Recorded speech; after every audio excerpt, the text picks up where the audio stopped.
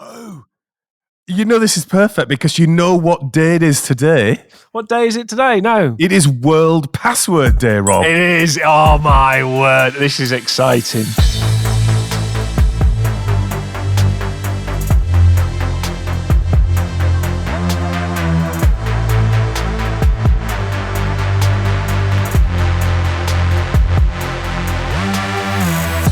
Welcome to Cloud Realities, a conversation show exploring the practical and exciting alternate realities that can be unleashed through cloud-driven transformation. I'm Dave Chapman. And I'm Rob Kernahan. And unfortunately, Shalk is not with us this week. She is not feeling well, so get well soon, Shalk. And in this episode of the show, we are going to dive into the world of API security. Much like software-driven infrastructures, the world of security and cyber has also moved from being infrastructurally concerning around things like firewalls and physical infrastructures, much more up into the application layer and the massive complexity of loosely coupled microservices and APIs. But before we get to that, Rob, as I was walking into the office the other day, now just for a reminder of our listeners who don't remember this, I didn't hear the episode. Rob has got a side hack where when we have the perfume sellers that are in the reception, Rob does a couple of shifts on there just to square away a little bit of extra for the old pension, bring forward that retirement date. You know, every penny counts. But guess what I saw in reception the other day, Rob? And I'm thinking, Rob's going to want a slice of this. What was that, Dave? Fruit. Yeah. Fruit. So I'm now going to become a greengrocer. Yeah. No. So this dude's there selling bananas and grapes, so you don't have to get that complicated with it. Right. It's not like you need a dense supply chain. Bananas and grapes sold at hugely inflated prices. And I bet you he does quite a roaring trade as well. Repositioned as a healthy, like a healthy office energy snack. I think you think about it, because literally where we are, there's like shops around the corner that will just sell you that at reasonable shopping. But that's just buying a banana. That's not buying a healthy office energy snack, is it? Well, no, indeed. Well, it's all marketing, isn't it? That's quite clever marketing, isn't it? Exactly. You never thought about grapes as being healthy or a banana as being able to give you an energy boost. So. Exactly. I didn't see it repositioned and reframed as that. But now I've seen it, I can't unsee it. So you're basically saying that I should promote a business model with gullible people associated? Well, yes, that would work, and that's also, you could reposition that into multiple different areas. But I was thinking more like apples. Well, it's definitely diversification, so I'll give you that. I thought I'd bring a tip this week before I said, what you're confused about this week. So apart from the what's my business plan for the future for selling high energy, healthy snacks in disguise, was asynchronous communication and the stress it causes in our workplace. And I'm a bit about this, where it's like, let's take the 3 dots as the example, right? Those 3 little bouncy dots, when they first arrived, they were amazing. Ooh, I've sent an asynchronous message and somebody is responding. What it turns out to be is it causes massive stress, because you've had that thing where the 3 little dots start bouncing and then they stop bouncing. Yes. And then the 3 little dots come back and then they go away again. And then there might be a message or not. And basically what that means is you're sat there staring at the async interface on the messaging, making it synchronous essentially. Is that particularly worrying if you've sent, like, say, a punchy one? Yeah. You got punchy one, and then the dots start and stop and start and stop and start and stop, and you think, oh God, they've deleted it, redone. And it's the whole. And then there's the etiquette point around people who just say hi, and then you respond with hello, and then they don't ever respond again.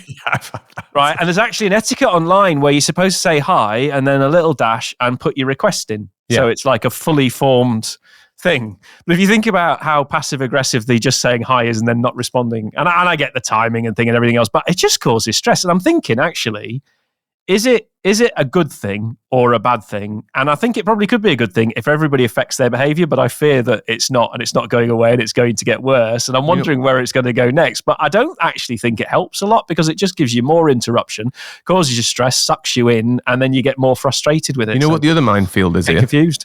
There's a whole other minefield that's connected to this that you haven't even begun to unpack.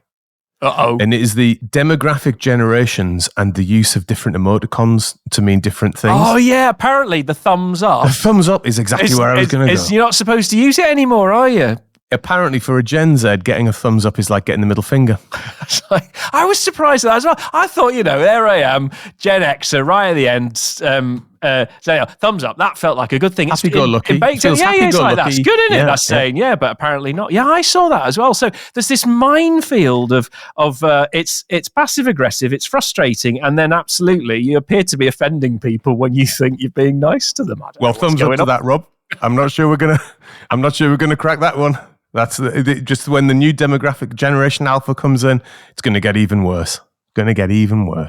Anyway, look, on to the main subject of the show today. We talk about cyber quite a lot on the show. It is a constantly evolving world. The more sophisticated our technology gets, the more sophisticated cyber gets, the more sophisticated the attacks get. And that is absolutely true in the cloud when you have software-driven architectures. Delighted to say that Jeremy Snyder, the founder of FireTail, is joining us today to discuss this. Jeremy, hi there. Good to see you. Thank you for making time for this. Do you just want to introduce yourself and say a word or two about FireTail? Yeah, happy to. And thanks so much for having me. Real pleasure to be here. I'm Jeremy. I'm one of the co-founders here. I am more on the business side. My partner, Riley, is more on the technology side. But, my journey in IT has been about 7 years at this point. I started as a hands-on keyboard IT and cyber practitioner for a couple of SaaS and software companies in the late 90s, and then a video game company for a while. Fascinating experience. I would never go back into the video game world. If you see how the sausage is made, it's not nearly as glamorous as you might think, and it is probably the most high-stress, cutthroat business environment that I've ever worked in. But it was a fun experience to go through. And then I shifted into the cloud and more into customer-facing roles and kind of, let's call it sales engineering, evangelism, things like that. And I've spent the last 7-ish years at this point, 8 years actually at this point, in kind of hands-on cloud security, working with customers around the world on large-scale cloud security initiatives. And then the last 2 years really focused on API security. We started FireTail in February of 2022 to really try to solve security for APIs. We always had the vision that what we wanted to create was effective software that actually makes the problem less of a problem, kind of actually really provides value as opposed to providing flashing lights around a problem. So why don't we start with the world of new technologies? And with new technologies comes vulnerabilities, and vulnerabilities that previously weren't there, I think. So I think, if I'm right in saying, Jeremy, FireTail was born out of effectively that observation, and therefore, what do we do about that? Yeah, absolutely. And I mean, do you want to hear the story of how FireTail was born and what the observations were? Yeah, please. Yeah, look, I've been working in the cloud since 2010. I joined what was at the time a little startup called AWS. They might have heard of them. Where did they go? Yeah, I don't know. I feel like they might still be a thing. Yeah. But anyway, Marcel, can you quickly Google that? I will say at the time, it was a very different place in the technology landscape. We spent all our time running around trying to convince CIOs and CTOs that this thing was real, and also trying to convince them that they actually had security and privacy and all of these concerns that you would hear about at the time. And by the way, one of the main questions that we got asked time and again was, so Amazon bought too many servers and you're trying to rent us spare capacity. And, we got that in 4 out of 5 conversations at the time. Right. That's interesting. But, I've kind of stayed in the cloud ecosystem ever since. And I will say around the late 2010s, we started to see this shift in what I would call a movement from cloud 1.0 to cloud 2.0. And if you think about it this way, cloud 1.0 is just the fact that, hey, there is this cloud environment, whether it's AWS, Azure, GCP, some of the other players in the space, whatever. But we're really just using infrastructure the same way we've always used infrastructure. So a very common exercise that you would see at the time was customers looking at a migration. They would literally go through their racks and say, okay, well, I've got X servers with these CPUs and this much memory and this much disk space, and I'm just going to go over to the Azure catalog and select roughly the same virtual machines, and it's copy paste, right? And you'll hear lift and shift, you'll hear all different paradigms or descriptions applied to that. But inevitably, what ends up happening for organizations over time is that they realize their bills are higher than they expected them to be. And secondly, they start to ask themselves that question of, well, I was promised all this flexibility and agility and so on, and I'm not really seeing it right now. Right. Absolutely. We recognize that. Yeah. And it's nothing to do with the cloud platform or the technology platform. It's the way that they operate. Mm-hmm. And when they come to that realization, then they start to say, well, are there other ways that we could be running our workloads that might give us more flexibility and agility? And that is that kind of shift that I talk about from 1.0 to 2.0 on the cloud side. And really what that involved for most of the customers that I was working with at the time was getting rid of virtual machines. Right. Maybe they didn't get rid of all of them, but they start to look at their workloads and look at ways that they can re-architect them or refactor them and move more towards containerization, move more towards serverless platforms, et cetera. And it was that shift that created this huge number of APIs. And it actually started to drive organizations to look at an application and say, well, to use the classical buzzword, I've got a monolith over here and it processes 100 different functions. I should actually have 100 different little function applications that all talk to each other over APIs. And that was the shift that we saw in, let's call it like 2018 to the 2020 timeframe that led us to think about, well, what comes out of that transformation? A huge number of APIs. And then what do those APIs represent? Well, they're this connection point, but they're also an attack surface. Right. And that is, the inspiration for FireTail. I see. And just to give us a little bit of texture around that, was it you by yourself? Was it you and a colleague? And was it one of those situations you were sitting around having beers or coffee and chatting around these things? What was the actual moment of inspiration? Well, it was me and a former customer of ours. Right. We were watching the same transformation from different sides of the table. Me from the software vendor side and him from the practitioner side. And it so happened that that cloud security company I was with got acquired about 2 months into lockdown.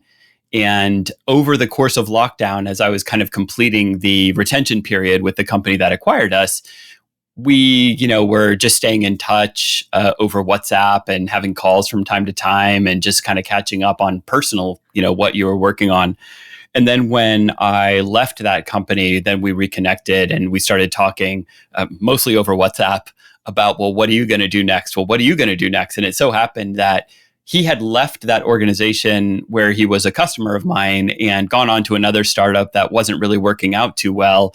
And so he was also thinking about what he was going to do next. And, we said, do you remember we were talking about that whole transformation and that whole, growth in APIs, et cetera? What do you think about that? And then, by the way, for you as a software developer, what do you do to provide security around your APIs? And then we kind of realized that there wasn't a lot of attention being paid to that space.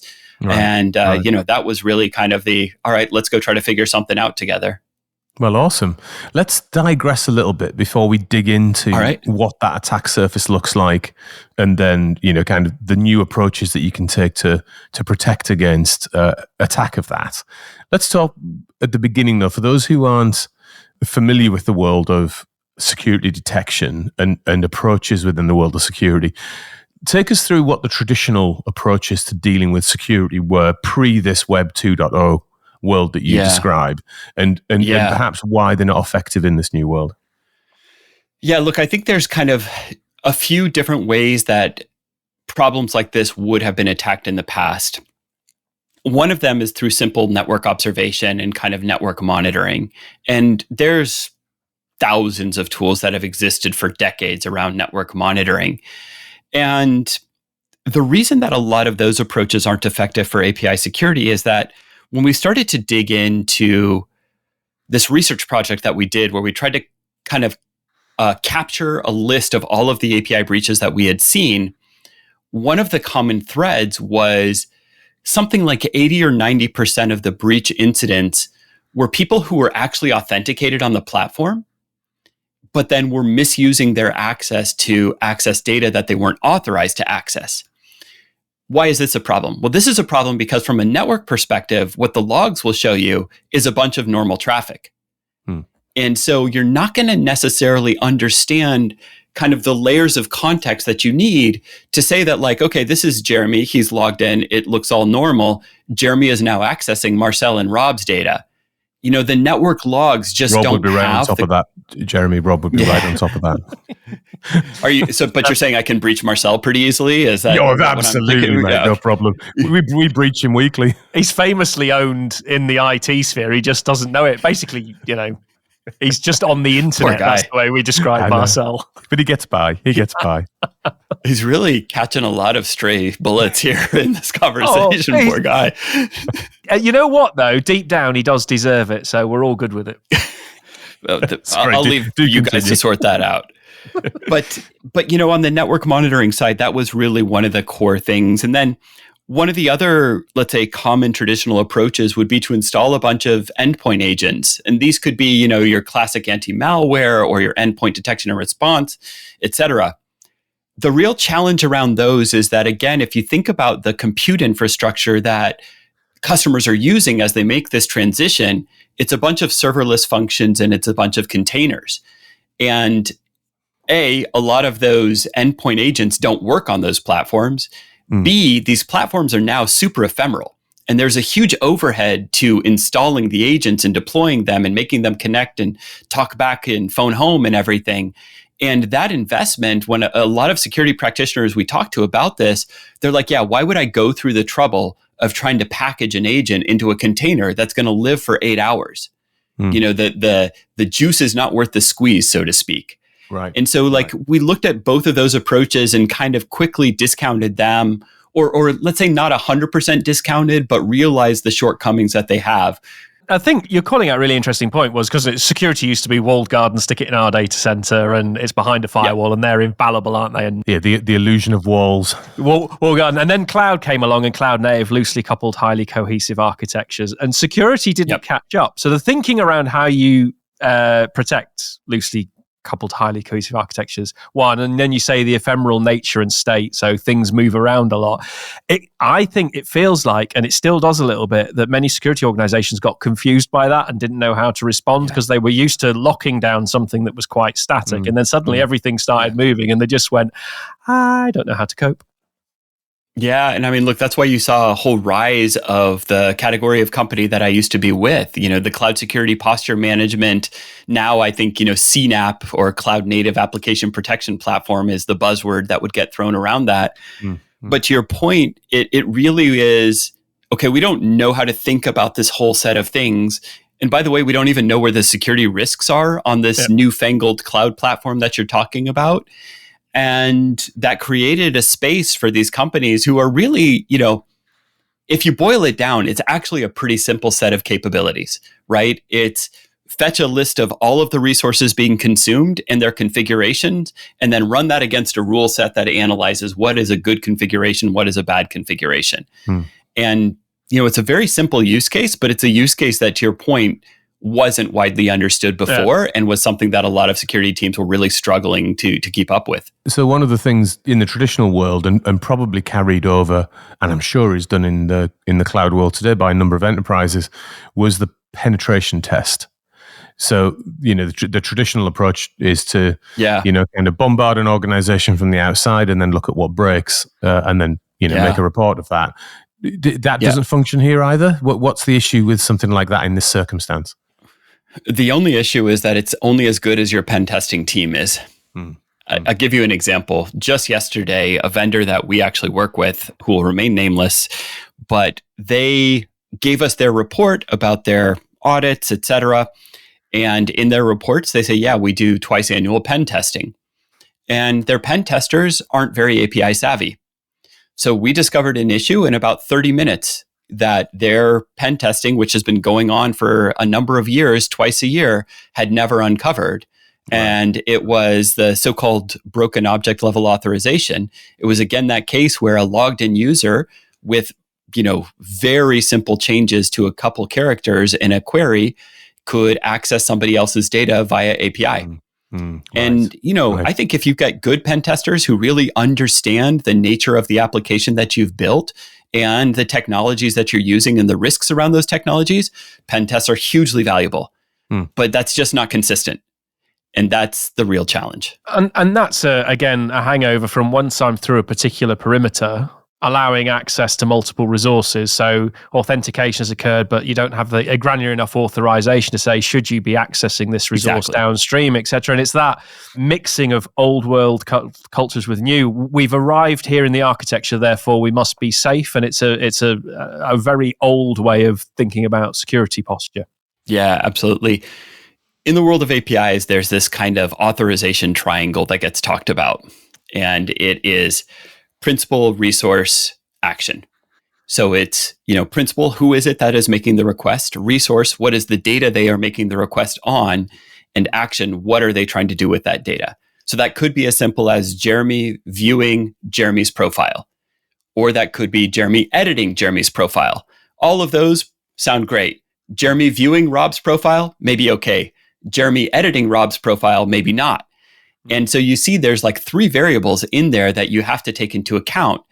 And strictly speaking, kind of a zero trust model would be that unless all 3 map to yes, the answer should be no. Yeah. And unfortunately, that is not the way that most APIs are written today.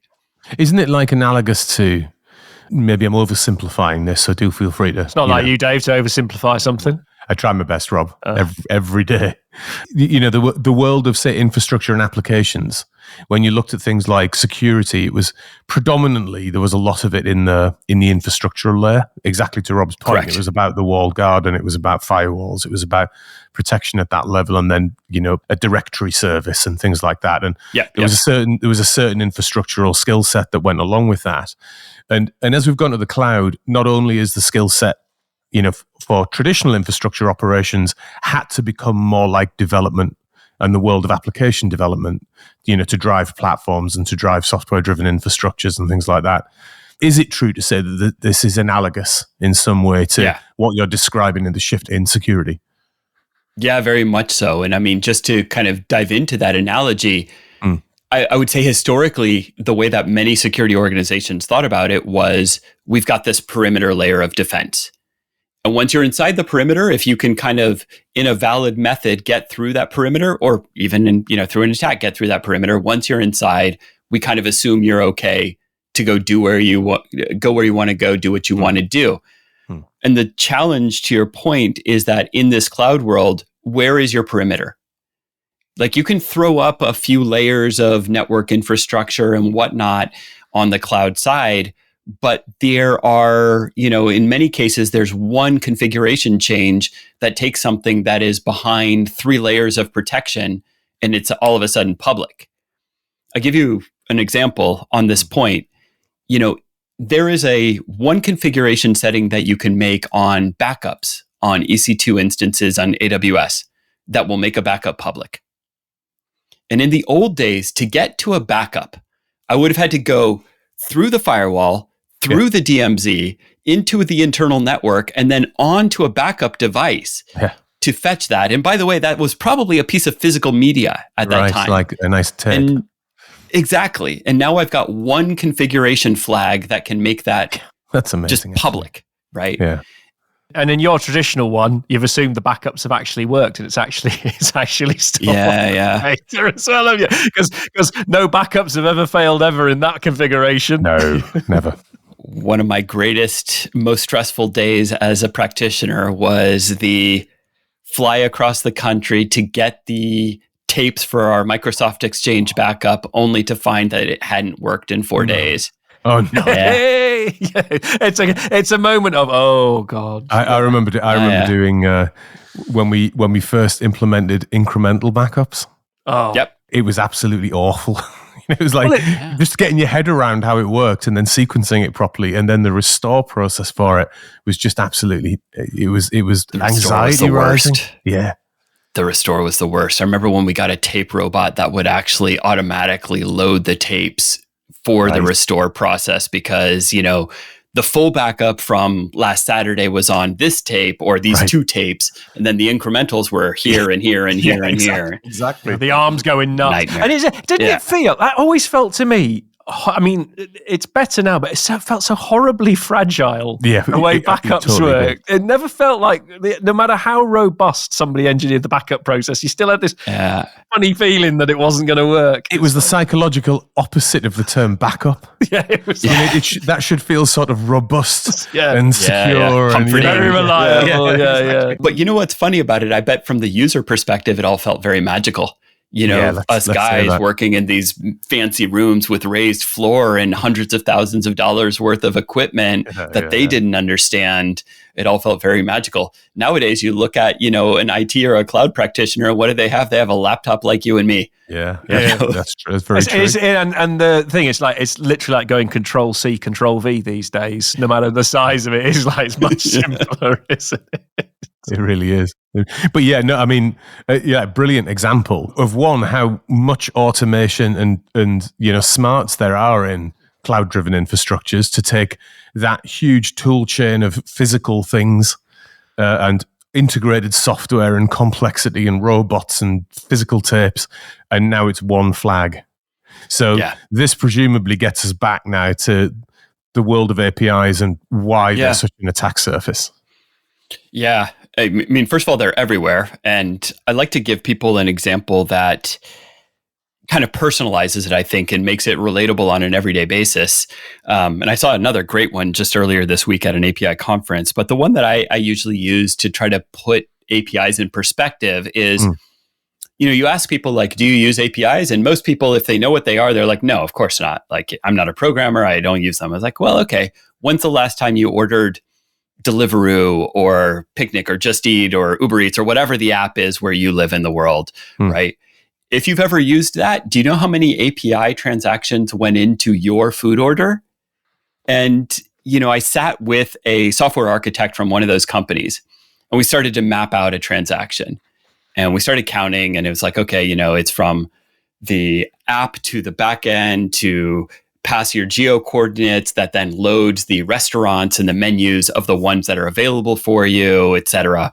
And it's like, okay, well, there's a couple calls to kind of establish that and just download the menus to you. And then you start going through the process of like creating the order, transmitting the order, and then the company that you're ordering from transmitting that to the restaurant, to the payment provider, to a fleet of delivery people, et cetera, et cetera. And we got to about 30 API transactions, and he's like, look, there's more, but you know, it's a lot. Point proved. Yeah. And so how do you get around dealing with that then? Because presumably, even though the example you gave there of the backup had that, like, one flag can do an enormous amount of damage, the sheer complexity of the amount of those one flag alternatives that must exist in that Deliveroo example you just used. With you know, kind of tens of calls in one basic transaction. Like, where do you start, Jeremy? Well, first you start with visibility. If you don't know what all the APIs are, it's very hard to even understand where there are, let's say, touch points or data processing points that have risk associated to them. For instance, in that example, your home address is, you know, widely considered to be personally identifiable information, PII. So that'll have a level of sensitivity that might have regulatory compliance around it. So, for instance, in the EU, GDPR would touch your home address, and so any API calls that would contain it need to have an appropriate level of security configuration around them. But you can't understand that if you don't have visibility. So that's always the number one step, is understanding the flows, the data flows, and what all the APIs are. The second step typically is then performing an assessment of the APIs.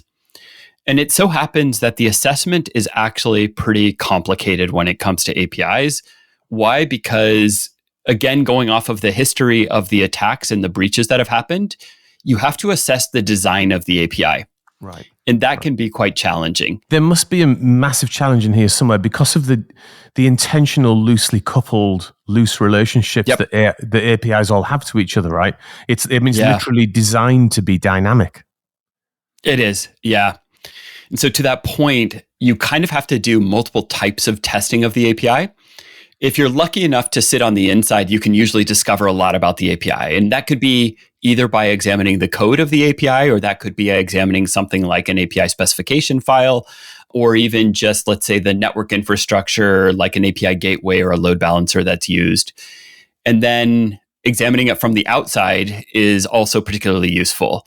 And that usually involves more of what you would consider kind of like an automated pen test looking for common vulnerabilities.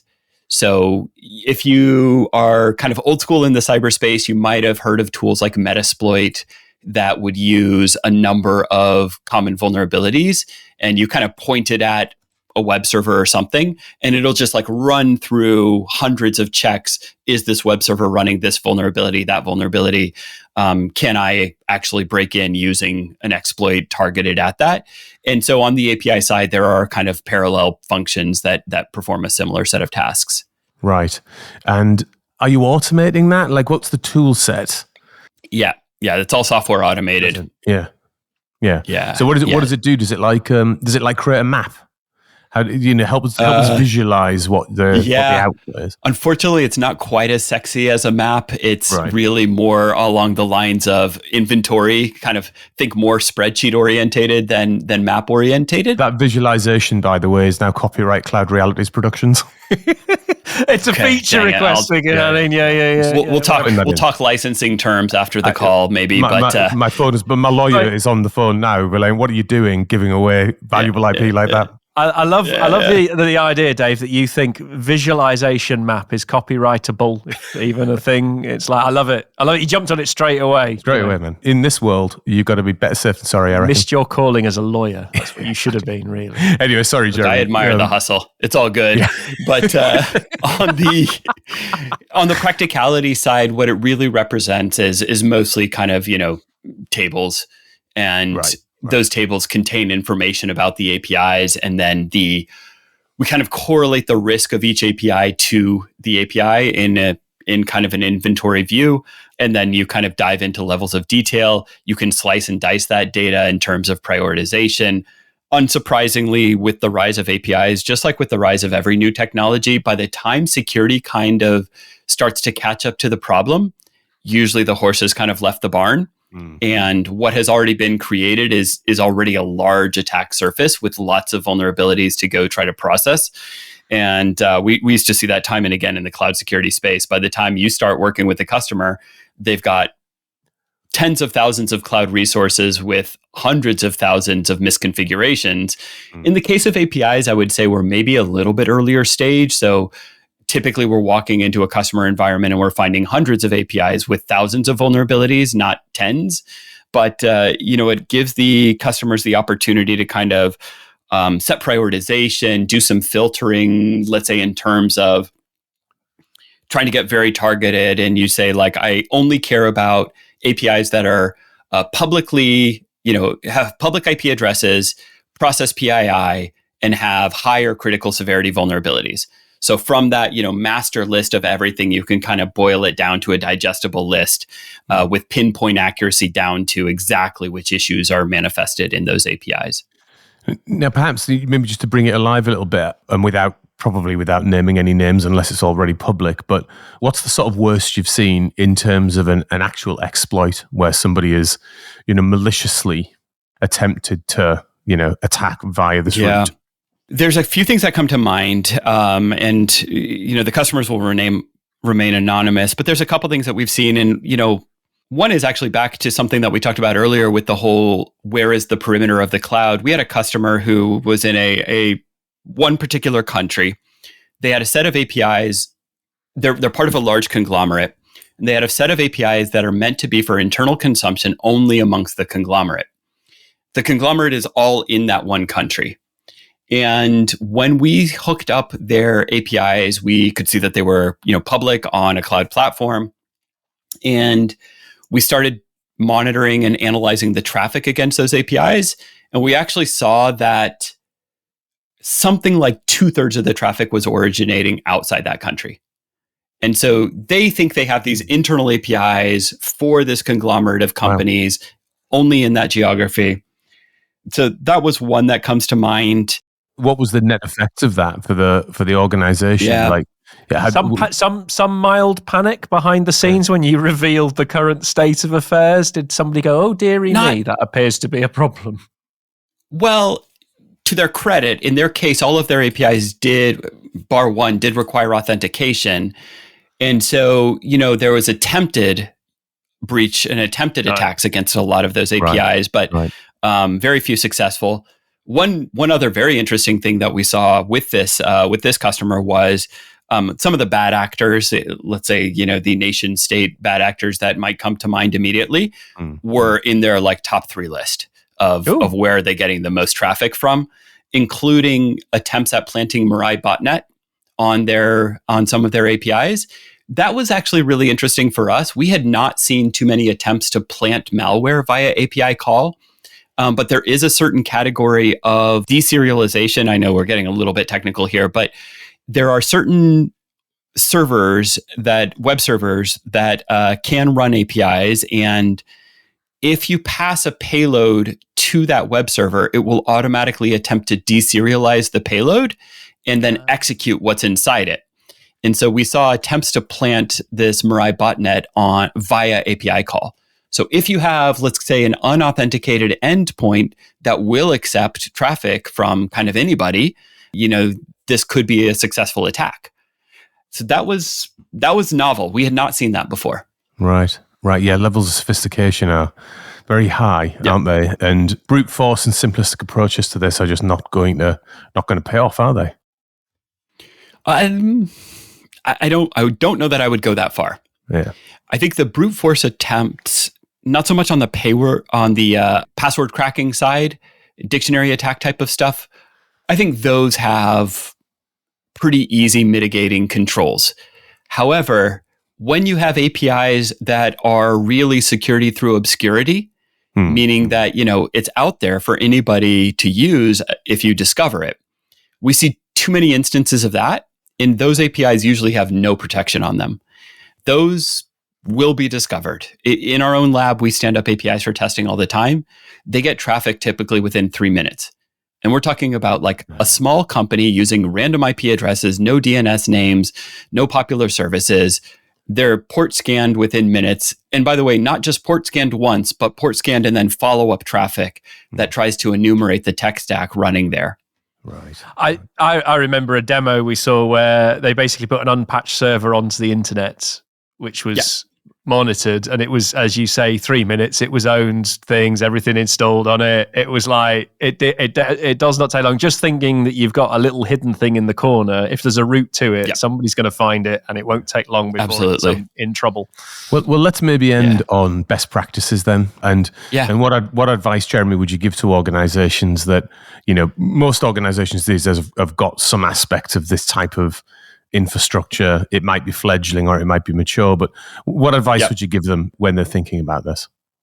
Yeah, I mean, number one is always try to maintain visibility onto what you're actually building. That could be through some kind of release process, that could be through some kind of internal documentation, or that could be using a technical tool that kind of scans your environments, finds APIs, gives you that inventory. Number two is a little bit specific to the API space, and that is, one thing about APIs is that there is a class of descriptor file typically called API specifications. You'll hear Open API spec, you'll hear Swagger files. There's a couple others for different API standards out there that exist. Enforcing the usage of those files and the creation of those files, and by the way, that can also be automated from code. So if you're a developer who doesn't want to write a spec file, fine, write code and run one of these automators to create the spec file out of it. It turns out that so much of the security flaws can be found by analyzing these spec files. And that can actually be done through automated software processes. But having the spec file is such a good practice and provides so much benefit to the organization, both in terms of the cybersecurity analysis. And by the way, also in terms of discoverability of the API for internal uses, and doing things like preventing, two people writing the same set of API functions twice because they didn't know that the other one existed, right? We see that a lot in large organizations. It's well, which user API are you using? This user API or that user API? And really you're talking about the same application and the same set of use cases. There should really just be one. But yeah, having those API spec files. And then the other thing that I think is like really kind of crucial is having centralized logging. One of the challenges we see, especially with customers who are kind of cloud native or are in a large scale shift to the cloud, there's a real challenge around that whole transition from cloud 1.0 to cloud 2.0. If you think about, and I come from AWS, so I know the AWS nomenclature the best, so I hope your audience will forgive me for this, but if you think about like EC2, Lambda, and all the various container services, they all create different types of log files that go to different locations. And if you're actually trying to monitor what is going on with your APIs from one single point, that can be really, really challenging. So setting in place some kind of centralized logging and monitoring for your API traffic provides a huge level of benefit. And it does require a little bit of effort, but you can get so much out of that. And what we really see time and again is organizations don't do that. And when they do have a breach, then they're scrambling to try to find, well, which API was it? Oh, well, it's this API that lives on this Lambda function over here. Well, who has the logs to that? Oh, is that Lambda function logging just to CloudTrail, or is it CloudWatch, or did we have some in-app logging? What kind of logging did we have in place? Does it just go to some S3 bucket? And you spend hours and hours just chasing down the data that you need, which, by the way, regulatory reporting requirements are getting stricter and stricter to the time to reporting a breach. And if you're losing so much valuable time just chasing down the data, that's not really great. So those would be like my top 3.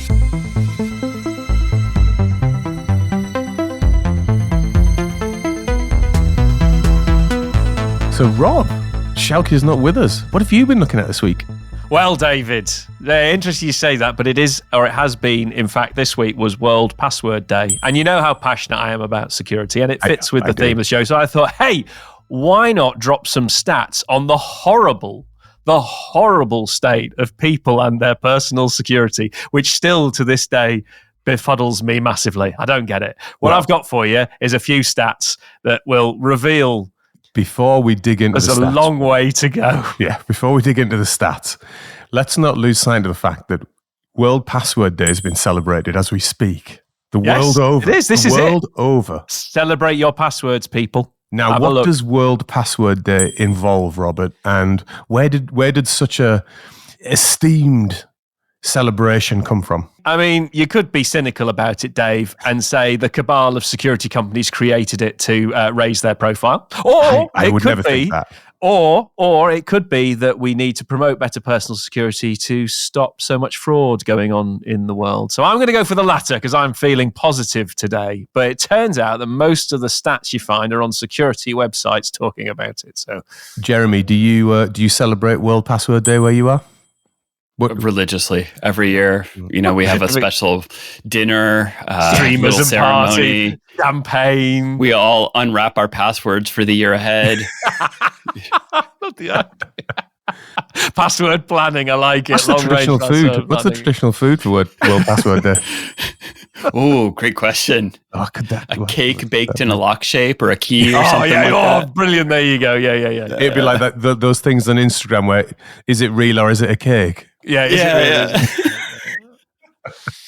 But if you actually look into this, there is still some absolutely alarming stats. So I'll give you a few. So the Google did a good survey, and basically the top stat is 75% of people are frustrated with their passwords. And we've seen companies start to change the way they authenticate, send you a code and things like this to make it easier to log in. So people are trying to deal with it, but still fundamentally, they're a foundation of security.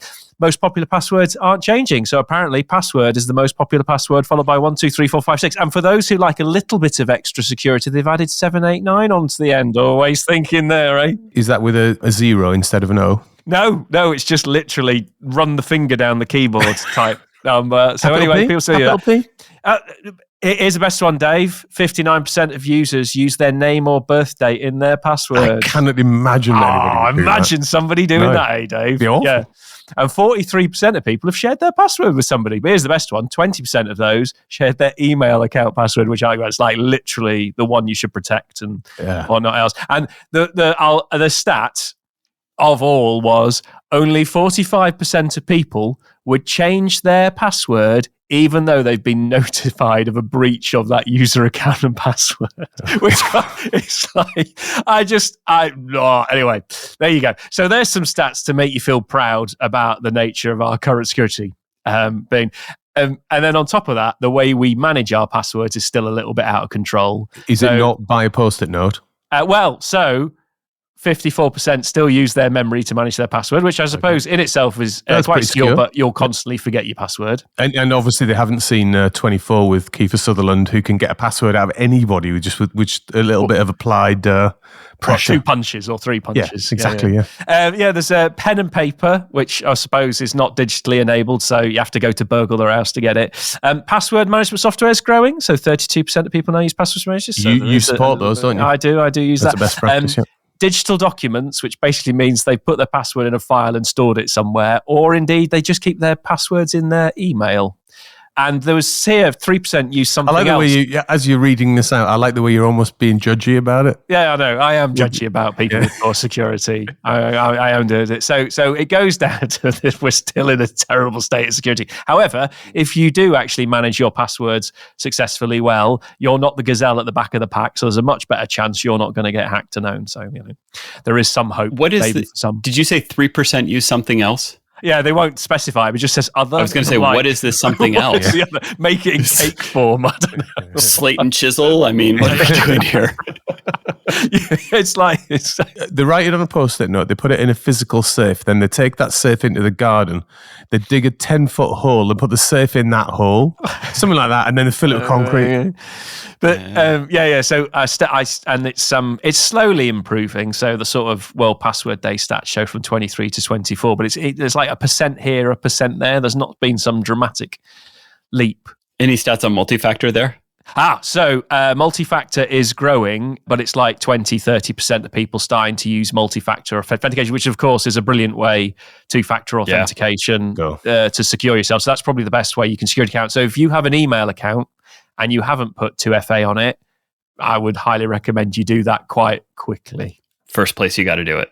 Yeah, absolutely. Passwordless. Well, like when I was flicking around looking at the amount of celebration of World Password Day there was online and on social media, it was a sensation.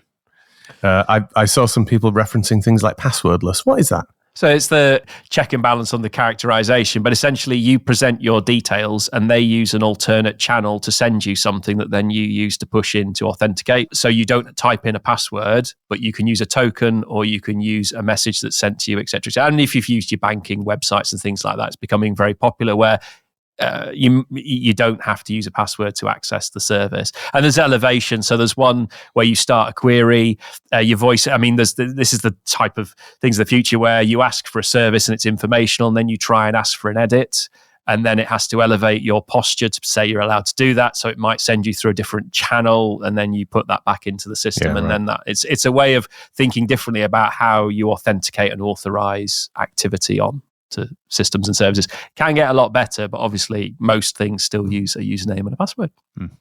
And Jeremy, you were saying that even in the complex world that you deal with in terms of, loosely coupled API infrastructures, that brute force password hacking on password covered APIs is still a possibility, right?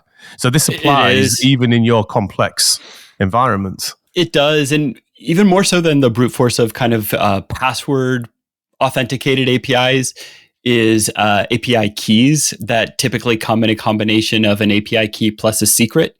And unfortunately, we find that those are very often not stored encrypted. Just this week, Dropbox had an incident where API keys, long-lived API keys, were actually in a table that was not encrypted and was accessed by an external malicious actor. But we also often see them committed into code repositories.